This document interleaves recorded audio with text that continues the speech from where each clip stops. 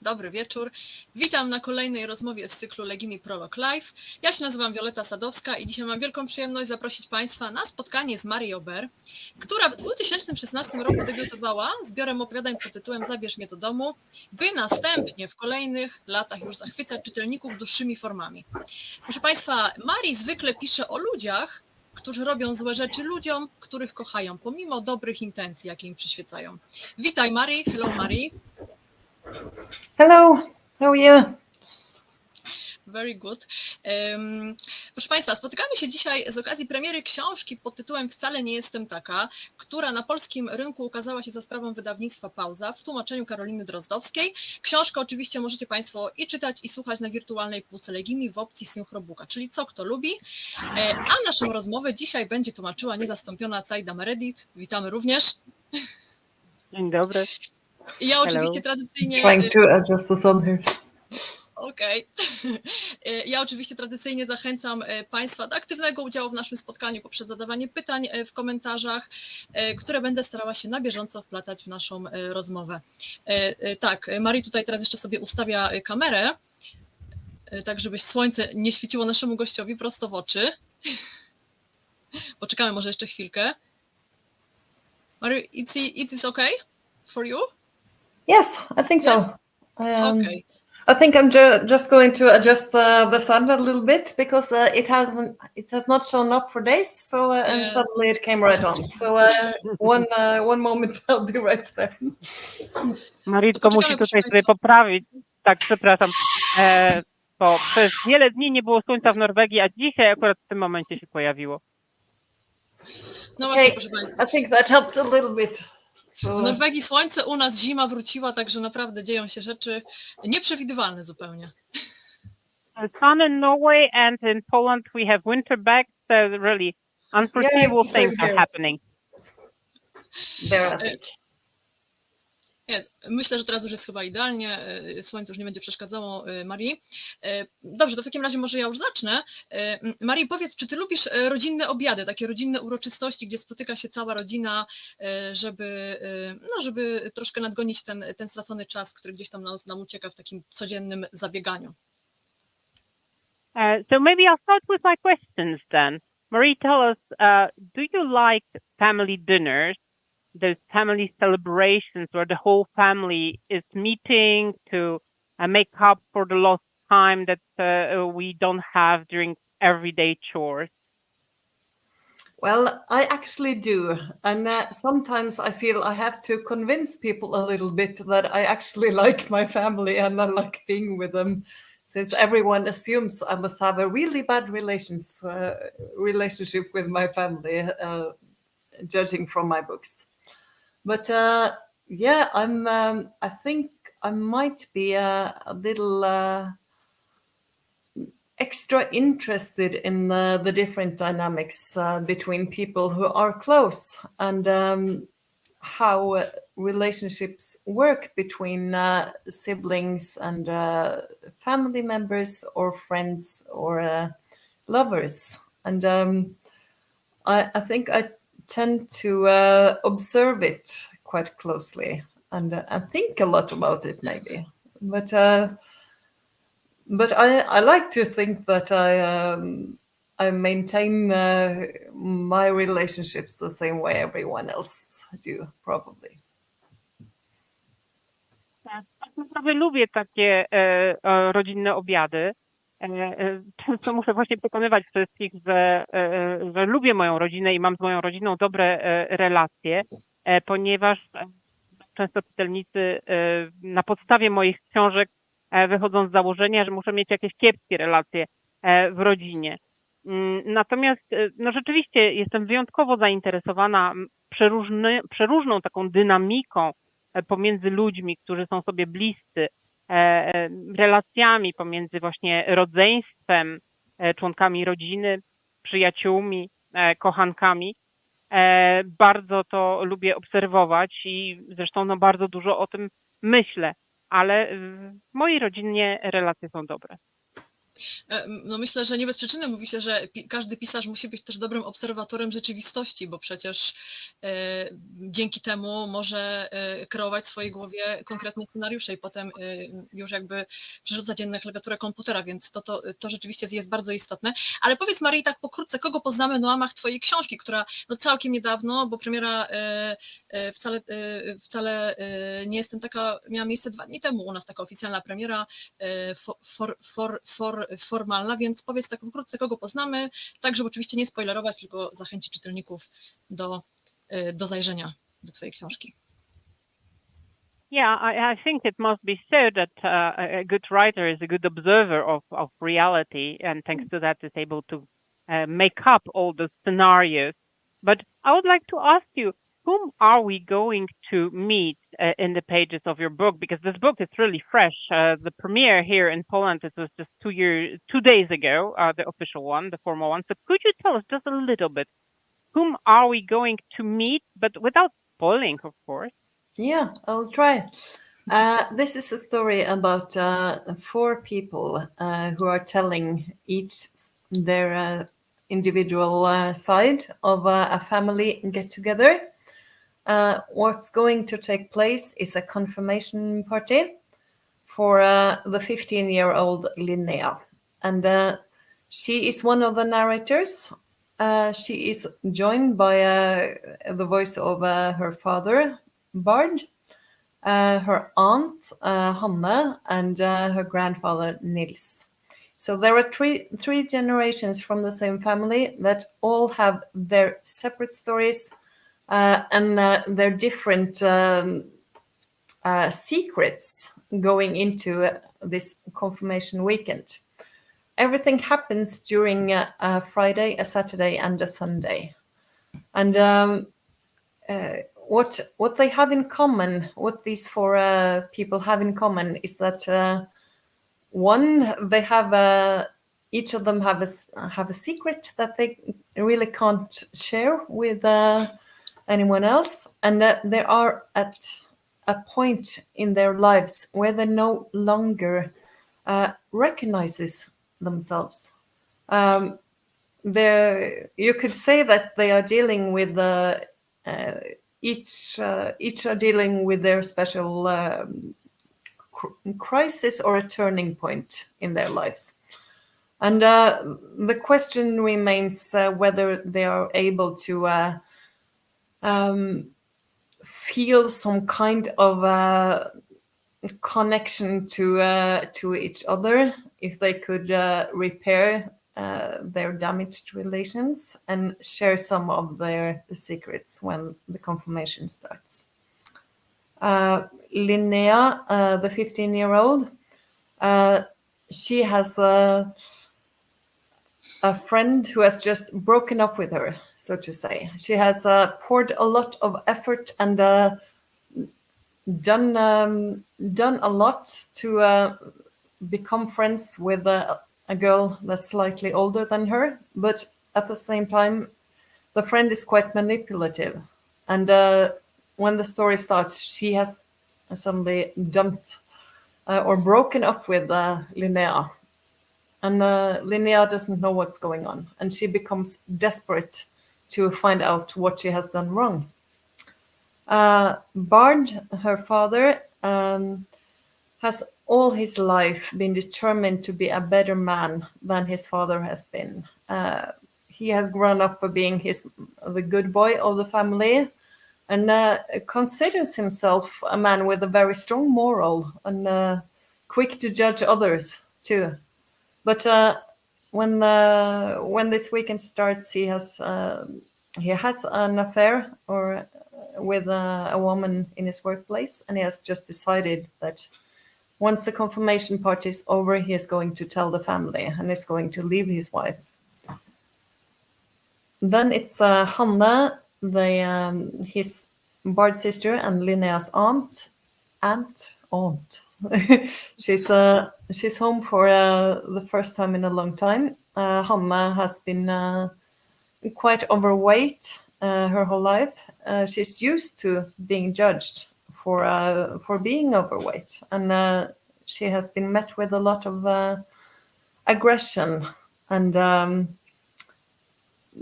bullying in less or more subtle ways during her whole life. But now she's had surgery and she's lost a lot of weight. You could say she's in a new body now, and she's experiencing the world quite differently. And what she's also experiencing is that people are suddenly treating her a lot nicer and a lot better than when she was fat,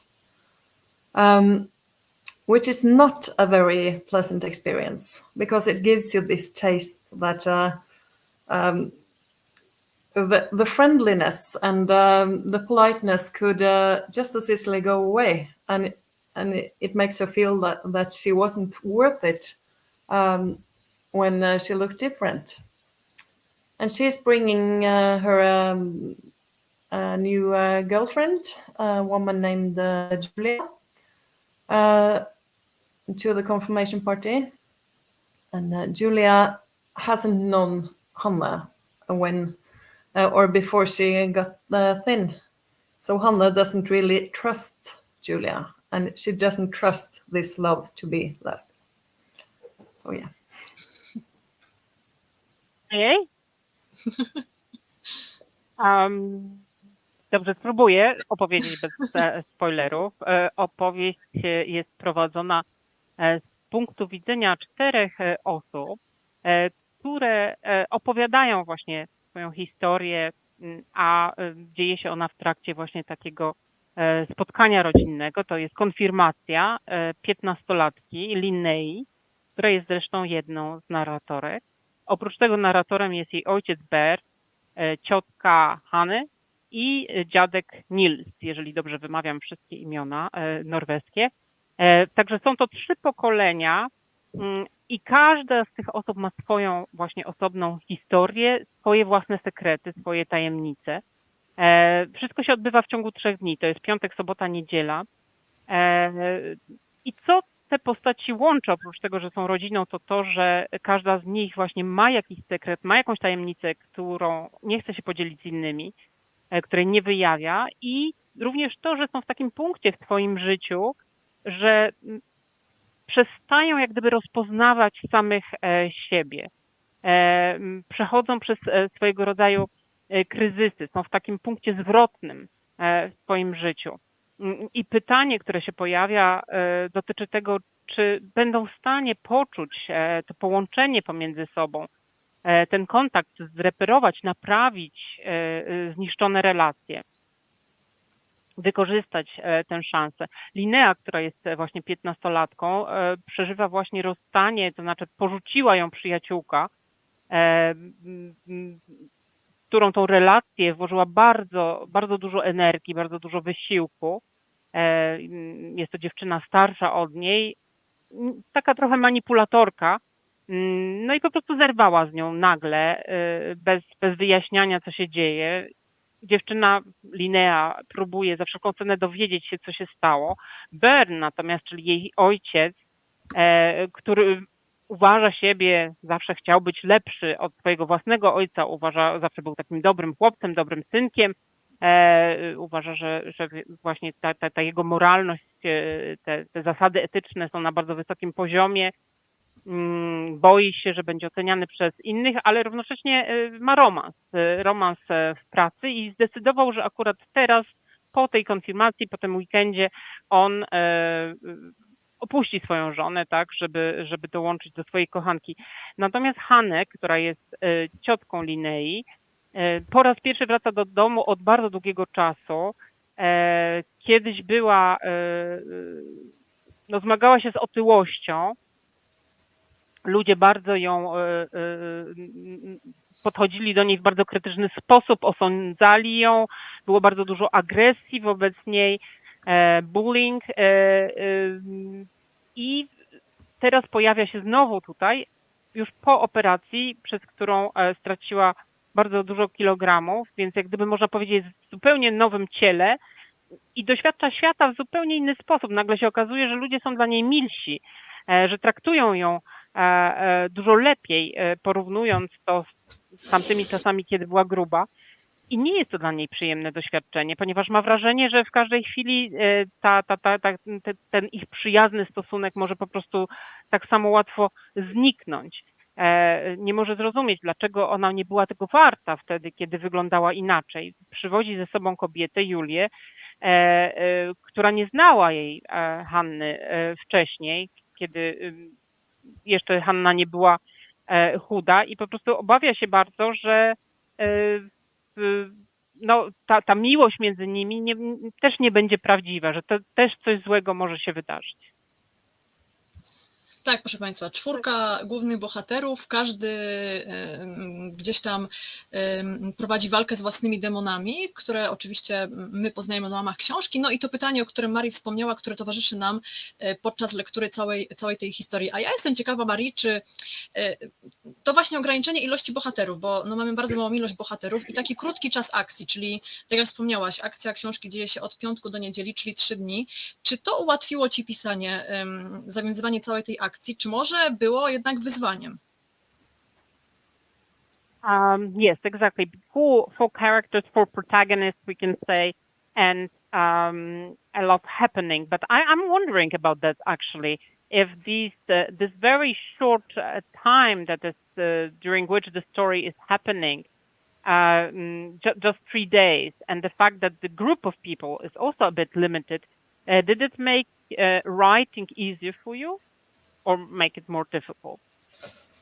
I think I've always wanted to write kind of a multi-plot story where I could use different narrators at the same time. I was actually trying to do that when I wrote Grown-Ups as well for a little while, because I've always been fascinated by that structure. And in this novel, it became a way to get to know the narrators in a different way, and to both have the perspective of how they see themselves and how they view the world, but also how other people perceive them. And the novel is a lot about the gap between how we perceive ourselves and how people actually see us, or how we are interpreted. So I think it was very exciting to get into especially Bård and Hanna's relationship, which is in many ways the main plot line, you could say, of the novel, where 2 siblings have grown up in the same family, but with quite different experiences and different relationship with their parents. So it's almost as if they have grown up in 2 different families. And at the same time, the story centers around Linnea. It's her party, and it's her costume people are talking about, and what they're going to eat and who is going to sit where. That's how it is when you are planning a big family event. But at the same time, no one is aware of what's going on inside the 15-year-old.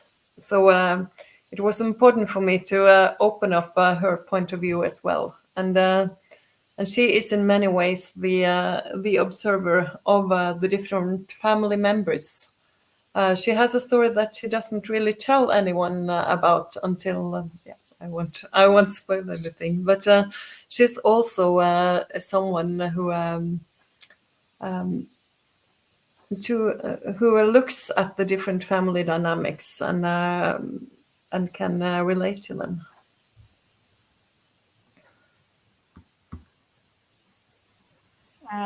Tak bardzo chciałam właśnie zawsze napisać tego typu powieść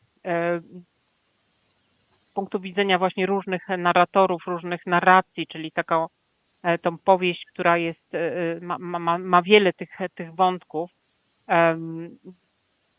I próbowałam zresztą to zrobić już wcześniej w przypadku powieści Dorośli. Na samym początku tak się staram to zrobić, ponieważ to mnie zawsze fascynowało. W tej książce udało mi się to zrobić. No i właśnie ta struktura, ponieważ ona mnie tak fascynuje, to bardzo głęboko się w to wciągnęłam, ponieważ to pozwala wejść rzeczywiście w te różne postaci, zobaczyć w jaki sposób każdy siebie postrzega i zobaczyć to, jak świat ich postrzega, jak świat ich interpretuje, jak bardzo jest to różne, jak postrzegamy siebie, a postrzega nas świat. Więc ta powieść jest niejako właśnie o tej takiej luce pomiędzy tymi dwoma rodzajami zrozumienia, percepcji, czy też interpretacji każdej osoby. To było bardzo też ekscytujące dla mnie, te pisanie tych wątków Bårda i Hany, którzy są rodzeństwem, którzy w pewien sposób te dwa ich wątki są najważniejsze w tej powieści i pochodzą oni z tej samej rodziny, tak, byli wychowani przez tych samych rodziców, ale ich doświadczenia są kompletnie inne. Ma się nawet wrażenie, jakby tak naprawdę pochodzili z dwóch różnych rodzin. No ale oprócz tego ta opowieść dzieje się też wokół Linnei, bo to jest jej konfirmacja, to jest jej impreza. Ludzie przygotowują tą imprezę, przygotowują jej odświętne ubranie, jej kostium, coś do jedzenia, decydują kto będzie siedział. No tak jak to zwykle bywa w przypadku takich uroczystości rodzinnych, ale tak naprawdę nikt nie wie, co się dzieje w głowie tej 15-latki. Dla mnie było bardzo ważne, żeby pokazać też jej punkt widzenia i okazuje się, że ona jest bardzo taką wnikliwą obserwatorką, patrzy na innych członków rodziny, bardzo dużo może z tego wyczytać, ale oni o niej niewiele wiedzą. Ja muszę przyznać, że właśnie ta relacja pomiędzy Bårdem a Haną, pomiędzy rodzeństwem, była chyba najbardziej zajmująca podczas lektury tej książki. Rzeczywiście tutaj ta wnikliwa obserwacja tego, jak oni się różnią od siebie, pomimo tego, że wywodzą się z jednego domu, z jednej rodziny, skłania do szerokiej refleksji. Bo ty, Marii, wprowadziłaś czytelnika do takiego prawdziwego rodzinnego życia i trochę odarłaś je z tych pozorów, które my bardzo często zachowujemy, bo twoim bohaterom spadają maski w pewnym momencie. Czy można się zgodzić z takim stwierdzeniem, że ci bohaterowie wcale nie jestem taka, trochę drażnią? Taka jest ich rola wobec czytelnika? Yeah, I really liked actually this storyline between Bård and Hannah. I found it the most intriguing in this book, and really insightful insofar as the observations of how different they are from one another. But could we say that you kind of brought the reader to the tree of family and family life, and you have stripped away the pretense in a way? That your characters' masks were falling off, and would you say that it was on purpose that your protagonist, your characters are a little bit irritating? Is that their role? In a way, yes, because I tend to go into extremely subjective perspectives, I think, when I write, and give some voice to people who might be a little irritating or angry with someone they love, or maybe they act childish because they don't know what else to do. At the same time, I get a lot of messages from readers that this irritation is exactly what they love. Reading the book, the books, because they recognize a lot of their own shortcomings in it, and I think they find that liberating in some way, and. I think most of us, from time to time during our lives, and especially in the relations that are closest to us, we sometimes tend to act like our less good Yes. self, and we often show more of our childish and annoying and less less presentable side than we like to do. And when I write, I think I just try to show both our strengths and our flaws, at least my characters' strengths and their flaws. And I try not to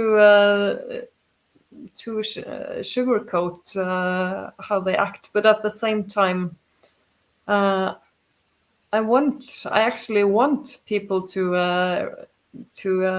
sympathize with them in some way, not necessarily root for them, but I want people to feel invested in the characters, to care about how things will go and how things will turn out for them. W pewnym sensie tak, rzeczywiście te subiektywne perspektywy no, na różne sposoby tutaj się rozwijają, ale muszę powiedzieć, że jak się daje komuś głos, no to może się okazać, że ten głos właśnie staje się irytujący. Czasami irytujące jest to, że na przykład dany bohater, nie wiem, złości się na kogoś, kogo kocha ze swojej rodziny, zachowuje się w sposób jakiś dziecinny. Ale muszę powiedzieć, że często czytelnicy do mnie piszą, że właśnie to im się bardzo podoba w moich powieściach, że ci bohaterowie są irytujący, ponieważ rozpoznają w nich swoje własne jakieś wady, swoje własne niedoskonałości. Zresztą większość z nas od czasu do czasu w takich bardzo bliskich relacjach no, pokazuje tę gorszą stronę siebie, tę stronę, którą niekoniecznie chcemy pokazywać na zewnątrz. Stajemy się właśnie tacy dziecinni albo jacyś wkurzający, irytujący. A mniej pokazujemy tą stronę właśnie, którą właśnie chcemy pokazać na zewnątrz. Kiedy ja piszę, to staram się jednak pokazywać wszystkie strony moich bohaterów, zarówno ich te silne strony, te mocne strony, jak i ich wady. Nie próbuję tutaj niczego lukrować. Chcę, żeby czytelnicy w jakiś sposób sympatyzowali z moimi bohaterami. To nie znaczy, że mają trzymać za nich kciuki, ale w jakiś sposób, żeby rzeczywiście zaangażowali się w ich opowieść, żeby to miało dla nich znaczenie, co dalej się z tymi bohaterami stanie. No, Marii, zdecydowanie Ci się ta sztuka udaje, a mamy tutaj spostrzeżenie czytelniczki, która nas ogląda i nas słucha. Inga Mat napisała, że po przeczytaniu Wcale nie jestem taka, żałuje, że Hanę nie spotkała po latach Ingrid, tylko dyrygenta. Yes, I think that art is actually something you manage quite well, Marie. But we have here a comment from one of your readers who wrote that after reading your novel, I'm really not like this. She was sorry that Hannah didn't meet after all those years Ingrid, and she met the conductor, the choir conductor, and not Ingrid. Yeah, I could agree with that. Tak, mogę się z tym zgodzić. Ja też zdecydowanie. Myślę, że wielu czytelników będzie miało takie właśnie spostrzeżenia. No właśnie, tutaj wspomnieliśmy wcześniej o tym wątku, który myślę, że będzie najwięcej tutaj w głowach czytelników siedział, mianowicie wątek tej relacji między rodzeństwem, między Bardem a Hany. I tutaj jestem Ciebie ciekawa, ponieważ Ty pokazujesz, że rodzice zbyt często nieumyślnie wprowadzają między dzieci rywalizację. Jak myślisz, dlaczego ten schemat się tak bardzo często powtarza, że pojawia się ta zazdrość o rodzeństwo i walka o przychylność rodziców? Z czego to wynika? Yes, I think that I agree as well, and I think that many readers would agree with that very much. But let's go back to one of the topics that we've already tackled, which is Bård and Hannah, and so the topic of siblings. why is it? Why do you think that and do you think that parents often introduce rivalry between their children? Why is this pattern in a way repeated? That there is jealousy between siblings because of that. Well, yeah, I think that sibling relations are something you never seem to outgrow. And at the same time, your brothers and sisters are some of the people who know you for the longest stretch of your life. For most of us, they are some of the longest relationships we have. And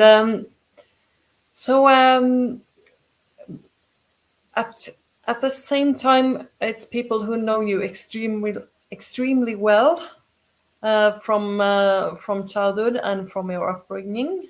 At the same time,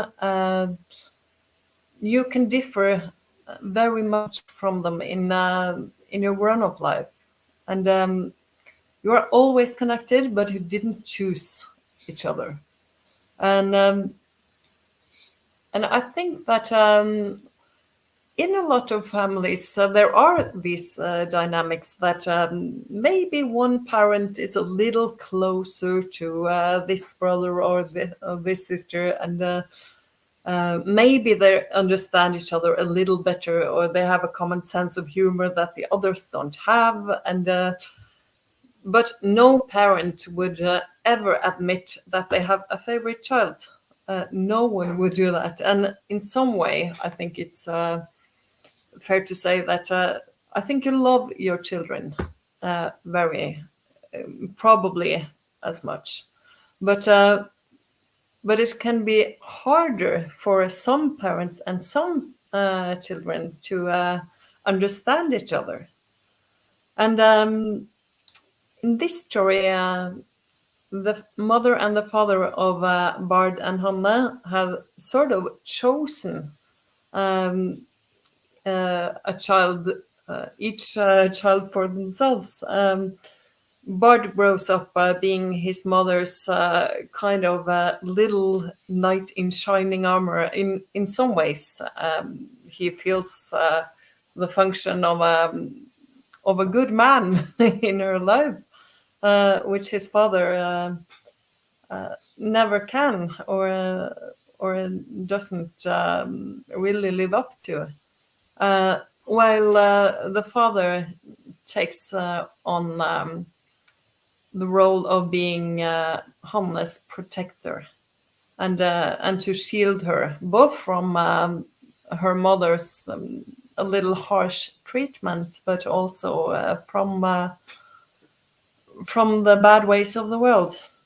So they grow up feeling jealous of each other in many ways. They also love each other. I think every story I write has love in some way at the bottom, but sometimes it can be hard to feel it or to discover where that connection is.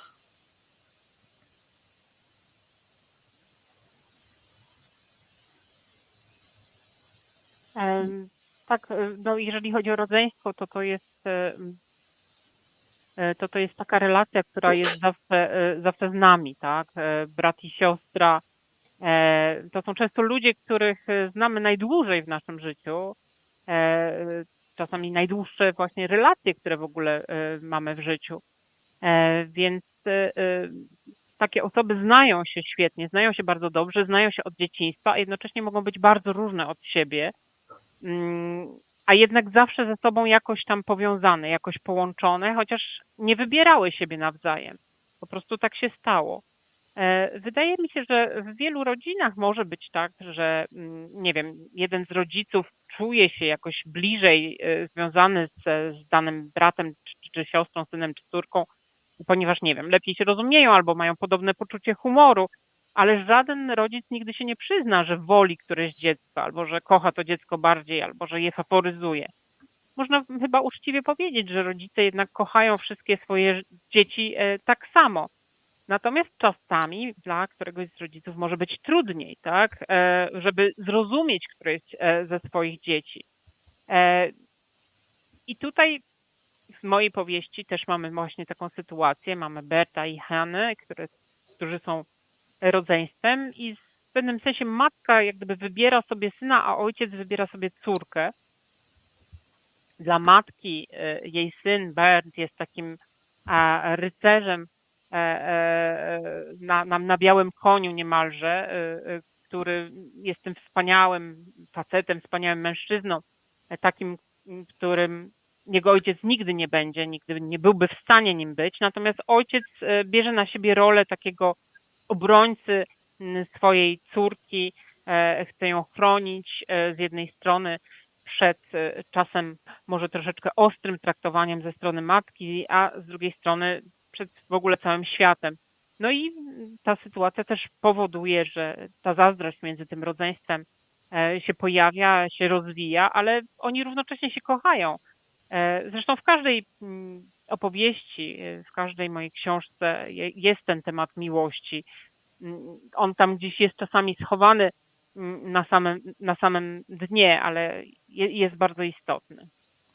A ja mam wrażenie, że też takim słowem kluczem do poznania twojej twórczości jest słowo rodzina, bo ten motyw dekonstrukcji rodziny no, gdzieś tam się pojawia w twojej twórczości, więc jestem ciekawa, skąd u ciebie w ogóle fascynacja tym właśnie motywem?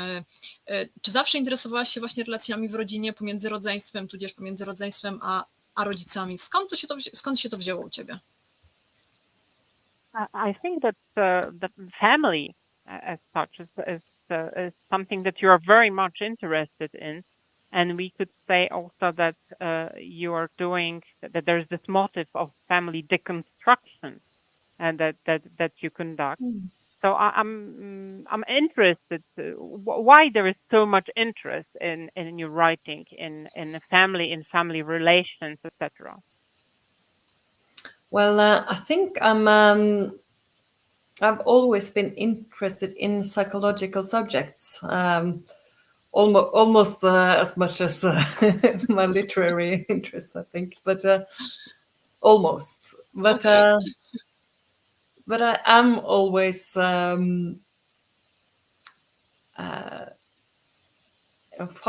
always find joy and curiosity and overwhelm and lots of depth and fun and sorrow in how people relate to each other and how people talk to each other, what we say when we really want to say something else, but we don't know how to. How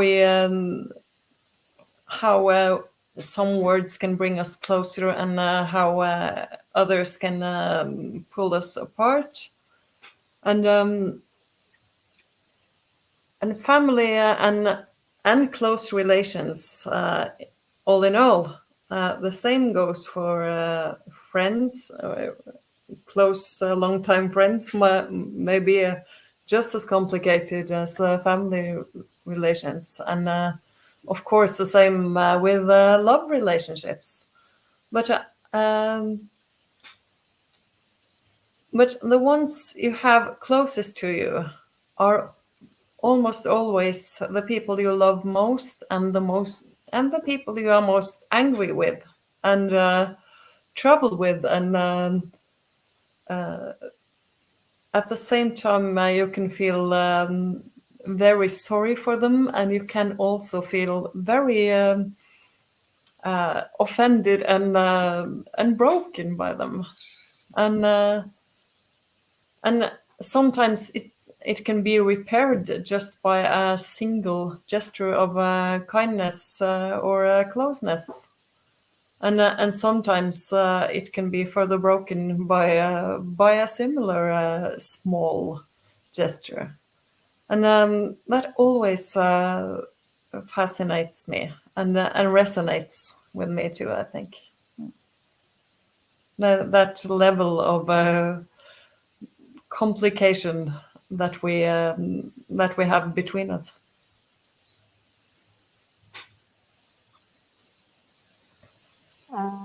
Rzeczywiście, no ja zawsze byłam zainteresowana przedmiotami, tematami psychologicznymi. Niemalże tak bardzo, tak samo mocno zainteresowana jak literaturą, ale no tylko niemalże.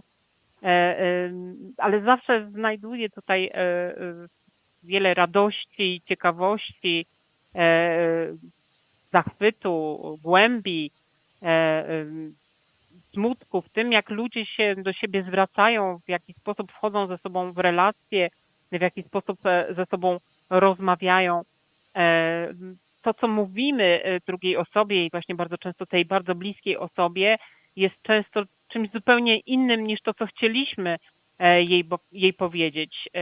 Niektóre słowa powodują, że się zbliżamy do siebie, a inne słowa powodują, że się oddalamy. I właśnie te relacje z tymi najbliższymi, i tutaj nie tylko są to członkowie rodziny, ale też przyjaciele, na przykład tacy wieloletni, te relacje są równie skomplikowane, czy też relacje miłosne. No, często okazuje się, że te osoby, które są nam najbliższe, których najmocniej kochamy, do których czujemy największą, najgłębszą empatię, to są również te same osoby, na których najbardziej się złościmy, z którymi mamy najwięcej problemów.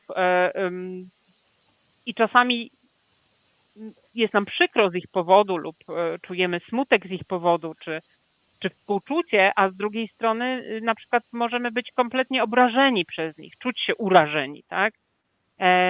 I możemy taką sytuację trudną w relacji naprawić czasem jednym prostym słowem, czy też jakimś gestem życzliwości, bliskości i tak samo drobnym gestem czy drobnym słowem możemy ją popsuć w podobny sposób, więc to zawsze mnie fascynowało, zawsze gdzieś tam to rezonowało to we mnie właśnie w jaki sposób no, te relacje po prostu się rozwijają. Tak, ja w ogóle myślę, że fascynujące jest to, że można pisać o rodzinie na miliony sposobów i nigdy nie wyczerpać tematu. To jest, myślę, że też taka ważna refleksja.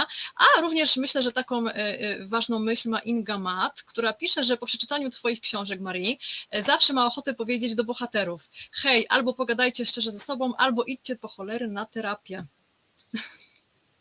Yes, I think that such subjects like family relationships is something that we can continue to write about forever and never exhaust the theme. But there is a very interesting insight here on the chat. Inga writes that.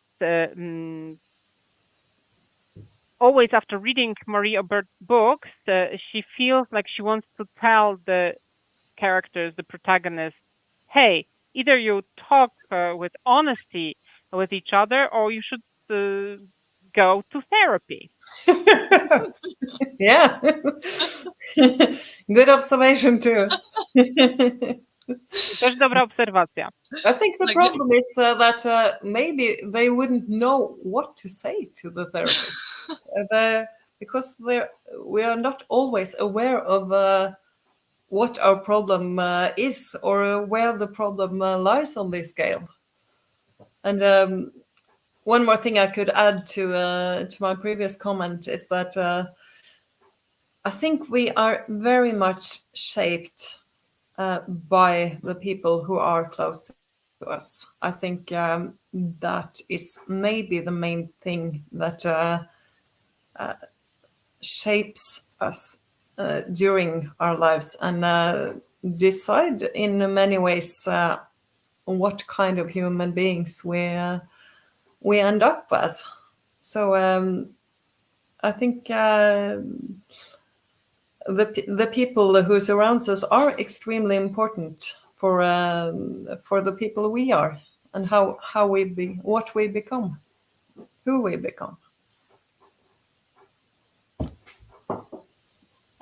Ale być może te osoby nie wiedziałyby, co powiedzieć na terapii, nie wiedziałyby, gdzie jest problem, gdzie ten problem leży. Natomiast jeszcze wracając do mojego poprzedniego komentarza, chciałam powiedzieć, że te osoby nam najbliższe, one naprawdę nas kształtują.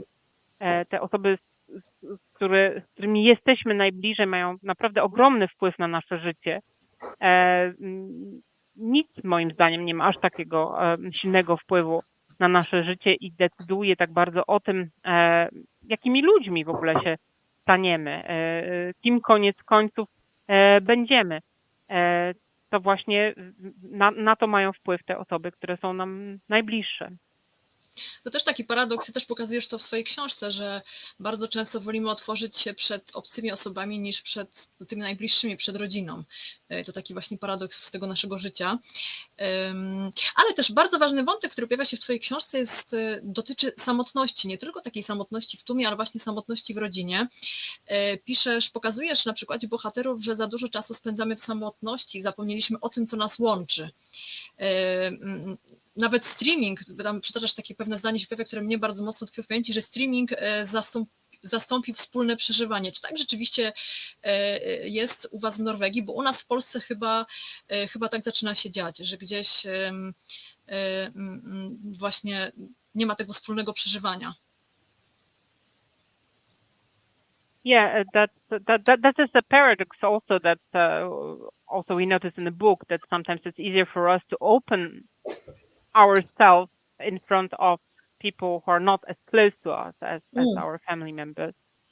But another thing that I wanted to ask, because there is the subject of loneliness, being alone, and I'm wondering that we're spending so much time alone that we have forgotten everything maybe that we have in common, and there is even this, I think, sentence in your book somewhere that streaming has replaced those common experiences or experiencing things together. So is this really what is happening? Because I think I'm seeing a lot of that in Poland. Is it also in Norway that everybody is in their kind of separate worlds in that way? Well, yes, that thought belongs to Nils, who is the grandfather of Linnea. He's becoming an old man now, and he finds that he has ended up in a quite lonely place in his old age. And in some ways, he's you could say he has himself to blame, because he's gone quite far in alienating at least his son and his former wife. But he dreams and reminisces about when times were simpler, in especially the 80s and early 90s, when everybody was watching the same TV programs. And when you came to work on Monday, you could talk about what you had seen on TV on Saturday night, and everybody was watching the same. And he looks back on that with a kind of longing, but he tells himself that all these series that everyone is watching on different streaming channels, it just isn't the same. We don't have any sense of being together anymore. But I think really he's missing his own family and the time where this family was, when he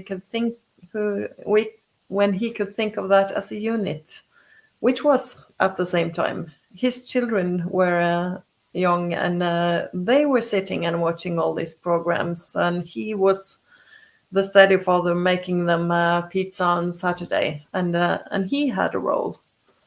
And so he's not really missing maybe the TV programs. He's missing the kind of a unit that was his. But yeah, the novel deals with loneliness in a big way, I think. And the four people of the novel are at least for much of the time in the novel, they are quite lonely. They don't know how to address each other. They don't know how to approach each other. And but I think that Grown-ups, my former novel, was a much more lonelier book. I think Ida, the protagonist of that novel, is more in a lonely position, and in this novel, I wanted also to raise the question of whether it was possible for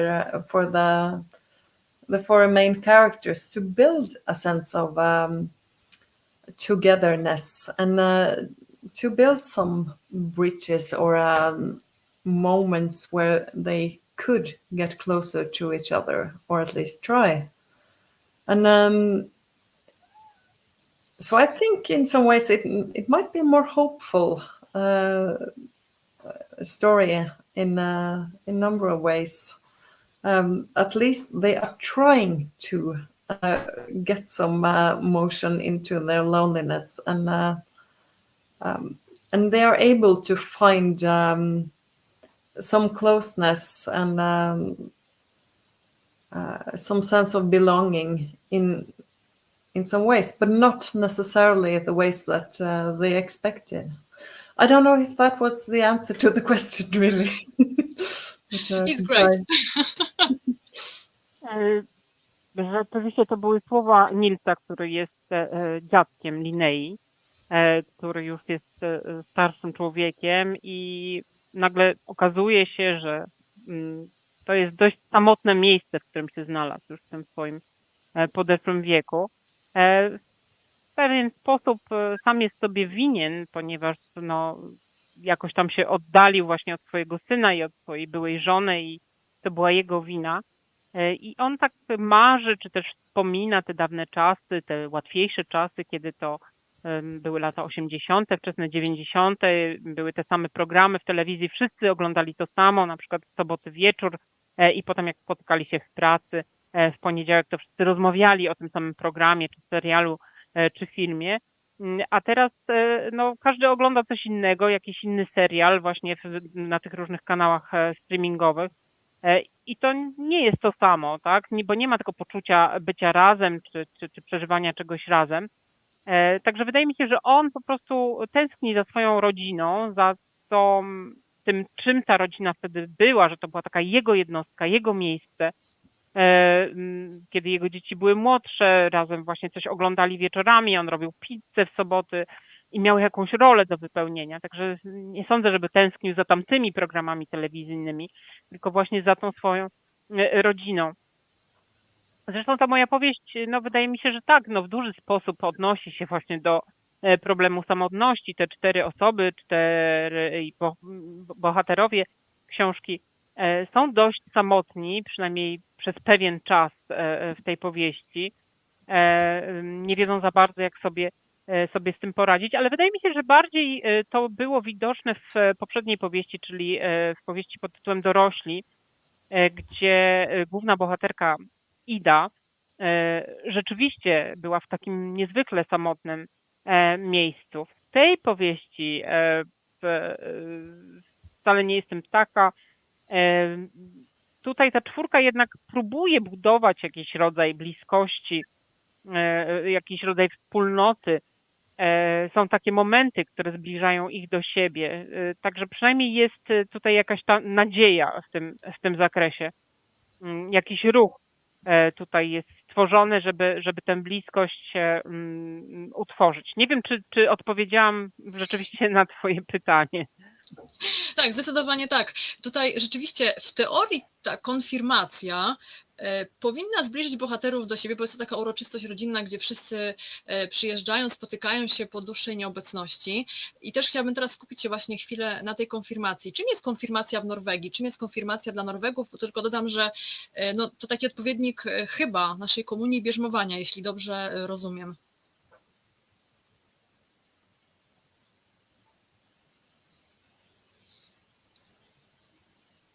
I'm sorry, I can't hear the... Chyba Tajdy nie słychać. sorry, can you hear me now? O, już Yes. jest. Okay, it was my mistake. I must have turned it off by mistake. Przepraszam, przez pomyłkę wyłączyłam swój mikrofon.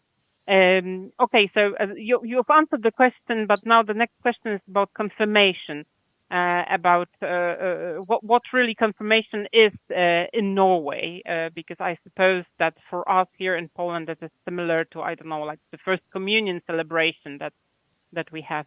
If you could tell us a little bit about that. Yes, in Norway, in the Protestant church, it's traditionally a ceremony that marked the transition to adulthood. So you had to go through a confirmation ceremony to get a job, to move somewhere else. But it doesn't serve that purpose anymore. Now it's more of just a tradition that mainly is a party for the 15-year-old, where they have a ceremony in church, or which has become more and more common, you have a secular ceremony at some official place in the city, and at the city hall, for instance. And it's really something that's more being used now, I think, to establish the family as a or what should I say? I think it has become more of a family ritual than something you do for your place in society. You do it maybe for the place in your family. And in some way we could say that the belief in the nuclear family has replaced the role of the religion in in a lot of societies, I think. But in the novel, I'm in some way making fun of this kind of a little stiff family party, because in Norway's tradition that the confirmant or the 15-year-old gets a lot of gifts. They have to say something. There are speeches for them. The family eat together, and this celebration of a 14, 15-year-old takes place at the time in their life when they feel absolute worst about themselves, I think.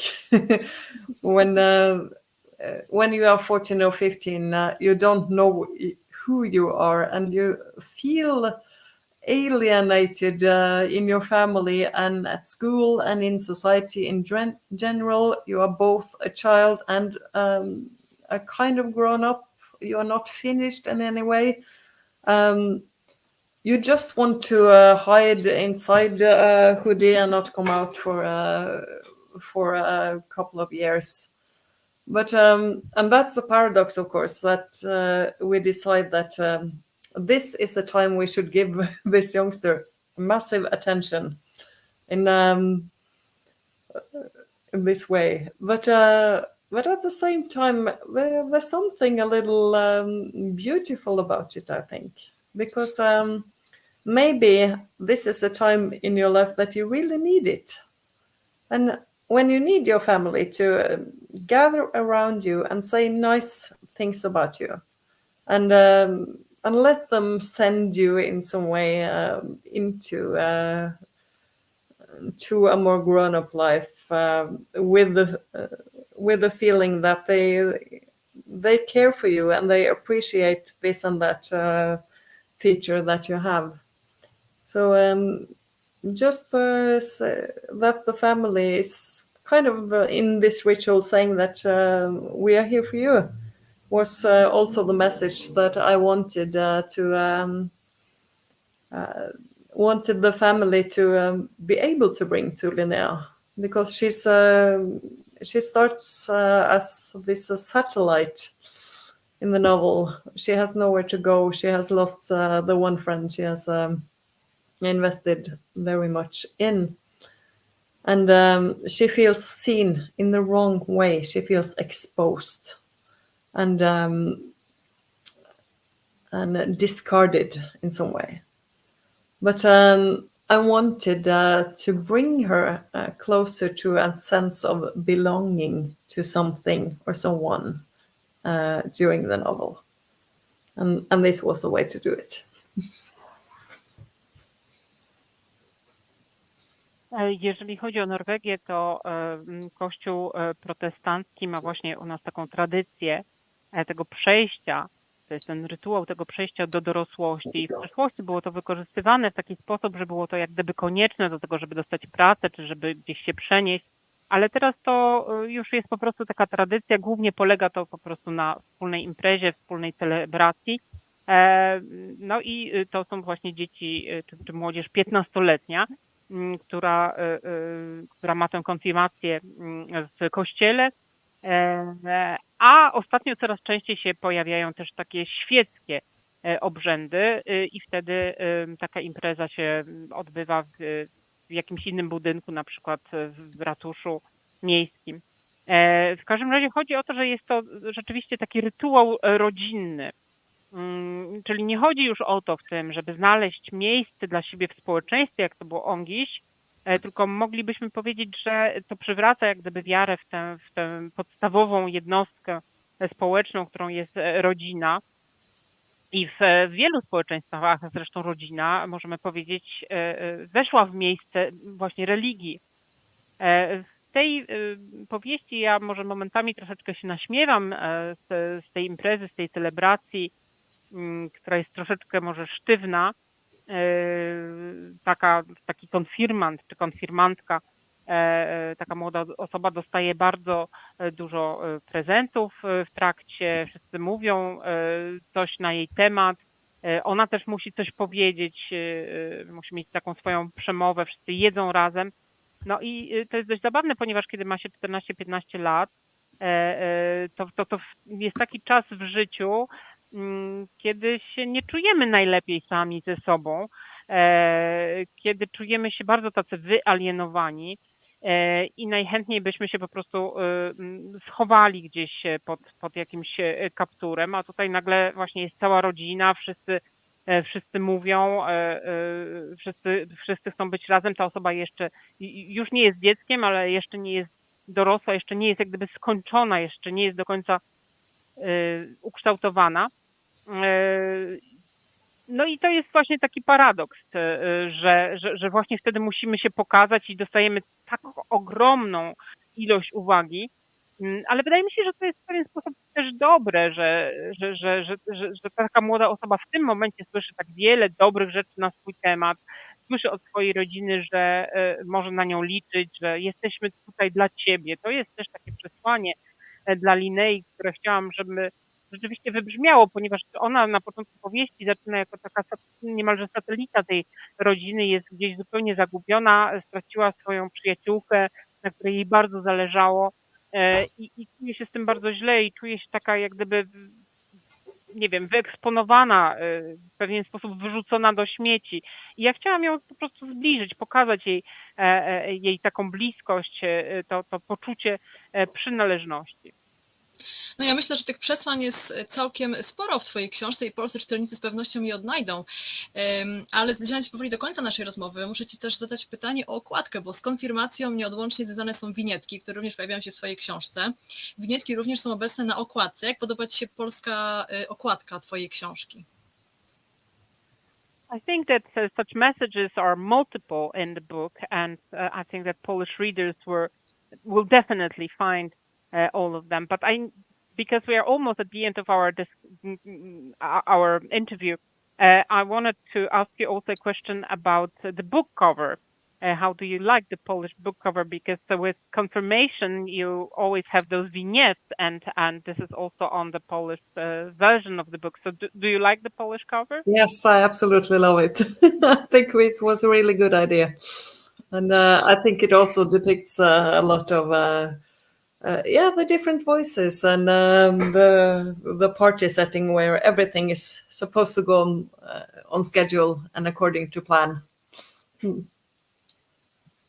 Bardzo mi się podoba ta okładka i rzeczywiście to też pokazuje, że właśnie są różne głosy w książce, jak też pokazuje, że właśnie to ma być taka celebracja, taka impreza, gdzie wszystko niby ma pójść zgodnie z planem. No właśnie, okładki pauzy są w ogóle cudowne, to tak na marginesie i bardzo mocno się wyróżniają na naszym polskim rynku. Maria, ja Ci bardzo dziękuję za naszą dzisiejszą rozmowę. Dziękuję, że odpowiedziałaś na moje pytania, tutaj odniosłaś się do sugestii czytelników. No i oczywiście zachęcam Państwa do lektury książki Wcale nie jestem taka, Marie Aubert. Jest dostępna w formie synchronbooka na wirtualnej półce Legimi, czyli co kto lubi. Dziękuję bardzo.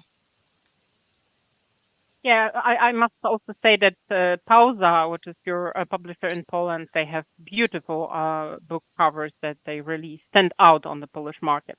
Well, I would like to thank you very much for our conversation today, and I would like to encourage everyone to find one of your books and read them. Thank you so much for having me. It was really great to be here. Dziękuję bardzo za zaproszenie, naprawdę było fantastycznie być tutaj. Dziękuję bardzo, życzymy dobrego wieczoru.